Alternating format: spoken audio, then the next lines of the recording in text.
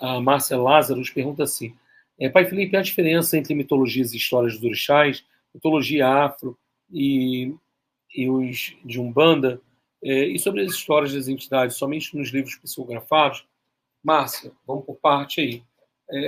Os mitos, né, os mitos da criação, essa parte mítica, desde que o mundo é mundo, a gente conta mitos.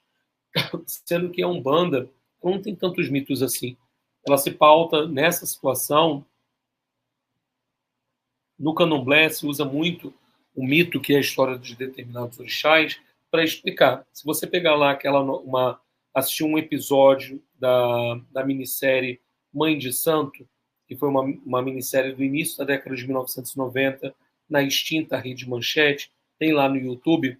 Então você vai ver que a história começa alguém jogar o búzio com a Mãe de Santo, que é a Zezé Mota, a atriz, e ela fala: olha, você está vivendo esse momento, e ela começa a relacionar aquele seu momento de vida com uma história de um orixá, que geralmente é o pai de cabeça daquele filho ali que está sendo contada a história. Então ela faz essa associação mítica.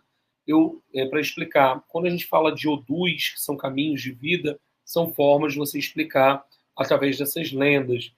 Na Umbanda a gente não tem esses mitos, a gente se pauta em alguns mitos da cultura afro, para falar que Oxum foi esposa de Oxóssi, tiveram como filho Lobo-Nedé, ou que Xangô foi casado com Yansan Oxum e Iobá, e tantos outros, né, que Obaluaê foi filho de Nanã, foi renegado por ela e entregue ao mar, e Iemanjá o criou, e Obaluaê foi irmão de Oxumaré, por aí vai. Sendo que na Umbanda, por si só, né, nós não temos tanto pelo menos na Umbanda que eu pratico, tem muitas outras que tem, está tudo certo. A história em livros, você entende que a história, por exemplo, eu psicografei Mariazinha, Zé do Laço, vou pegar aqui, ó, Zé do Laço, é a história dessa entidade aqui, desse Zé do Laço. Agora, quantos Zé do Laço existem? Não faço ideia. Então, se existirem 1000, tem 1000 histórias diferentes. É que nem algumas histórias assim, Maria Padilha foi rainha na Espanha.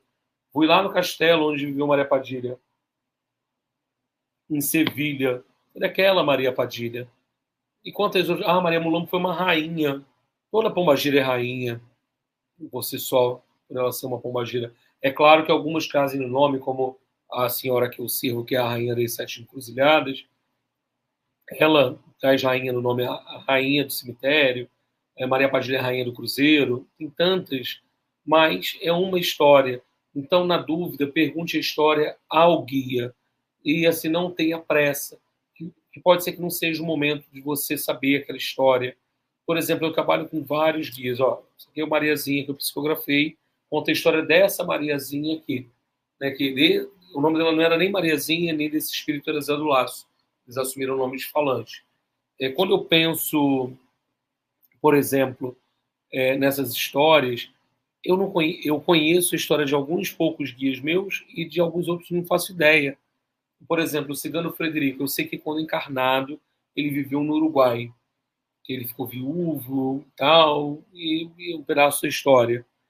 Eu sei o nome próprio de alguns guias que já dividiram comigo, mas seus 7 flechas, quando eu fiz 25 anos incorporando ele, 25, foi que eu comecei a vê-lo com clareza. Ele não se mostrava antes.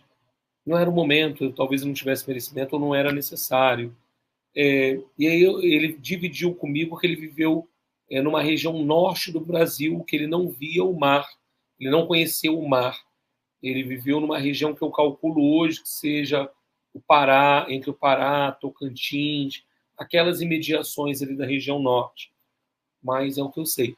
Ponto. Então, muitos outros eu não sei, eu estou ali mais para servir. É claro que a gente fica curioso, é claro que a gente fica assim, querendo saber, eu adoraria, né? Mas poucos foram os guias que dividiram algo comigo.